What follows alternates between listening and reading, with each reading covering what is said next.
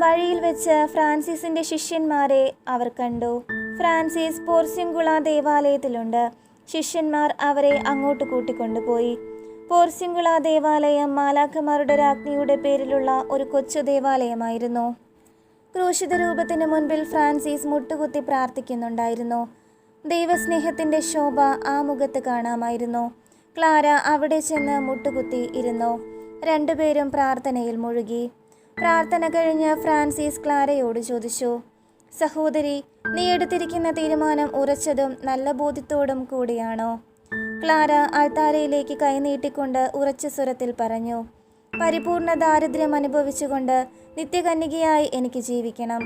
ക്രിസ്തുവിനെ മാത്രം മതിയെന്നും മറ്റൊന്നും ആഗ്രഹിക്കുന്നില്ലെന്നും ഏറ്റുപറഞ്ഞു. രാത്രിയുടെ നിശബ്ദതയിൽ ക്ലാര താൻ അണിഞ്ഞിരുന്ന വില കൂടിയ വസ്ത്രങ്ങളും ചെരുപ്പും ആഭരണങ്ങളും എല്ലാം അഴിച്ചുമാറ്റി.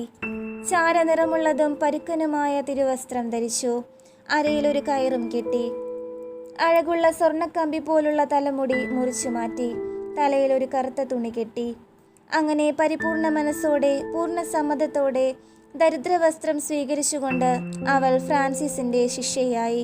നേരം പുലർന്നപ്പോൾ ക്ലാര വീട്ടിലില്ല എന്ന് വീട്ടുകാർ അറിഞ്ഞു. എല്ലായിടത്തും അന്വേഷിച്ചു.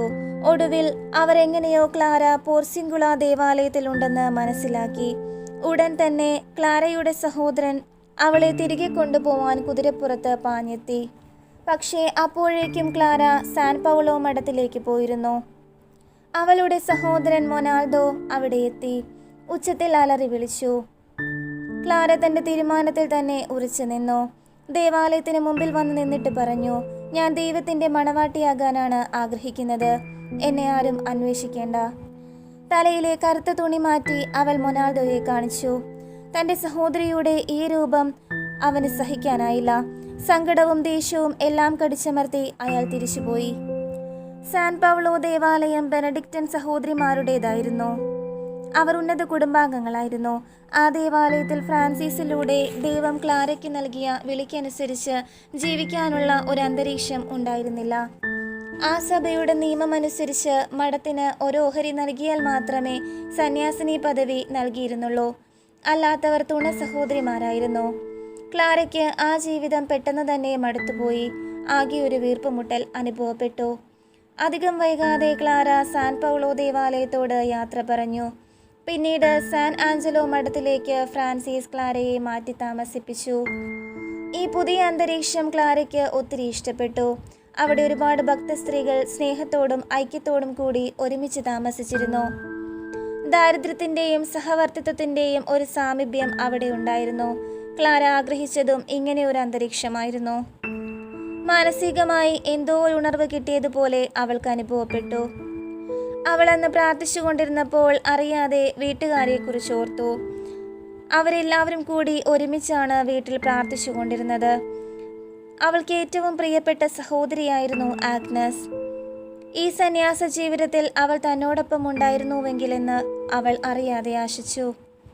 ഒടുവിൽ തന്റെ പ്രാർത്ഥന സഫലമായി. ഫ്രാൻസിസിന്റെയും ക്ലാരയുടെയും ലളിത ജീവിതം അവളെ വല്ലാതെ ആകർഷിച്ചു. ദൈവസ്നേഹത്താൽ അവളും തന്നോടൊപ്പം മഠത്തിൽ ചേരാനെത്തി. ആഗ്നസും വീട് വിട്ടിറങ്ങി. ഈ സംഭവം എല്ലാവർക്കും ഒരു തീരാ ദുഃഖമായിരുന്നു. ആഗ്നസിന് അന്ന് 15 വയസ്സേ ഉണ്ടായിരുന്നുള്ളൂ. കോപാകുലനായ മൊനാൾഡോ തന്റെ പടയാളികളുമായി മഠത്തിലെത്തി. ആഗ്നസിനെ ബലം പിടിച്ച് അവിടെ നിന്ന് കൊണ്ടുപോകാൻ ശ്രമിച്ചു. എന്നാൽ ആഗ്നസ് പോകാൻ ഒട്ടും തയ്യാറല്ലായിരുന്നു. ക്ലാരയ്ക്ക് അതിൽ ഒരുപാട് വിഷമമുണ്ടായിരുന്നു. വേഗം തന്നെ അവൾ ക്രൂശിത രൂപത്തിന് മുമ്പിൽ മുട്ടുകുത്തി പ്രാർത്ഥിക്കാൻ തുടങ്ങി. അത്ഭുതം എന്ന പോലെ ആഗ്നസിന്റെ ശരീരം ഇരുമ്പ് പോലെ ബലമുള്ളതായി. മൊനാൾഡോയ്ക്ക് ഒന്നും ചെയ്യാൻ പറ്റിയില്ല. എല്ലാവരും വളരെ അത്ഭുതത്തോടെ ഇത് നോക്കി നിന്നു. ഈ സമയം ദേഷ്യത്തോടെ മൊനാൾഡോ ആഗ്നസിനെ അടിക്കാൻ ശ്രമിച്ചു. ഇരുമ്പ് കമ്പിയിൽ അടിച്ചതുപോലെ അയാളുടെ കൈവേദനിച്ചു. പരിഭ്രാന്തരായ അവർ എന്തു ചെയ്യണമെന്നറിയാതെ സ്തംഭിച്ചു നിന്നു. കുറച്ചു കഴിഞ്ഞ് എല്ലാം ഉപേക്ഷിച്ച് അവർ തിരിച്ചുപോയി. കുറച്ചു ദിവസങ്ങൾ കഴിഞ്ഞു. പതിവിലും നേരത്തെ തന്നെ ക്ലാര എഴുന്നേറ്റിരുന്നു. അവൾ സന്തുഷ്ടയായിരുന്നു. പോർസിൻഗുളയിലുള്ള ഫ്രാൻസിസിനെ അവൾ വെറുതെ ഓർത്തു. അവളുടെ മനസ്സിലൂടെ പഴയ ഓർമ്മകൾ ഒന്നൊന്നായി കടന്നുപോയിക്കൊണ്ടിരുന്നു.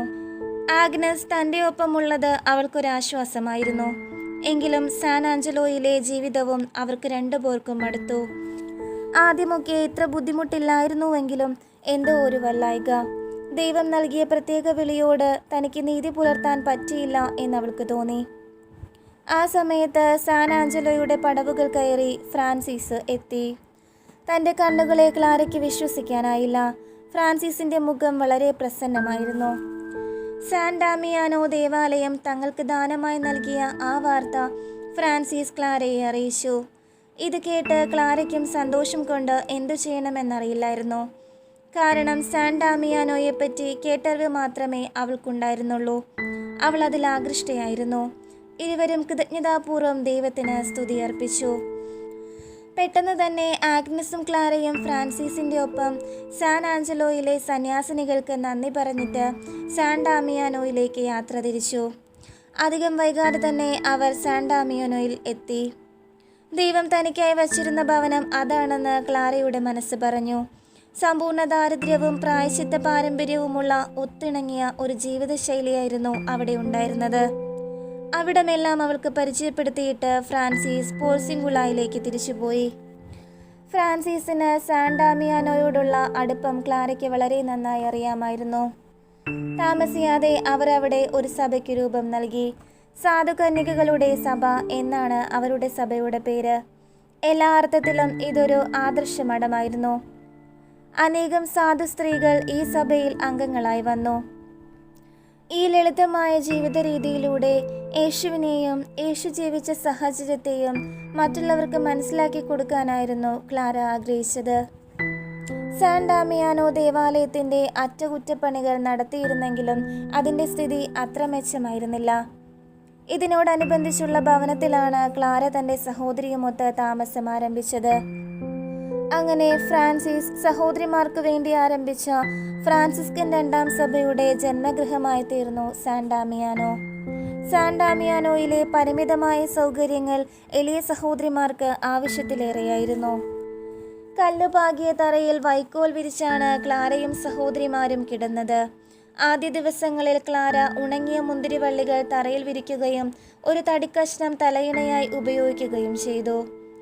ആഡംബരങ്ങളിൽ നിന്നെല്ലാം വിട്ടുമാറി ദാരിദ്ര്യമണവാട്ടിയെ സ്വയം വരിച്ച ഫ്രാൻസിസിന്റെ പാത എല്ലാവിധത്തിലും പിന്തുടരാൻ ക്ലാര തീവ്രമായി ആഗ്രഹിച്ചു. സഹോദരിമാരുടെ ഭക്ഷണവും വസ്ത്രവും എളിയ തരത്തിലുള്ളതായിരുന്നു.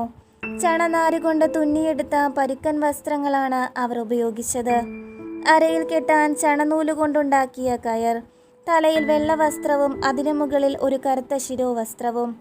അവർ പാദരക്ഷ അണിഞ്ഞിരുന്നില്ല. നഗ്നപാതരായി നടക്കുക അന്നത്തെ സാഹചര്യത്തിൽ കഠിനമായ പരിത്യാഗ പ്രവൃത്തിയായിരുന്നു.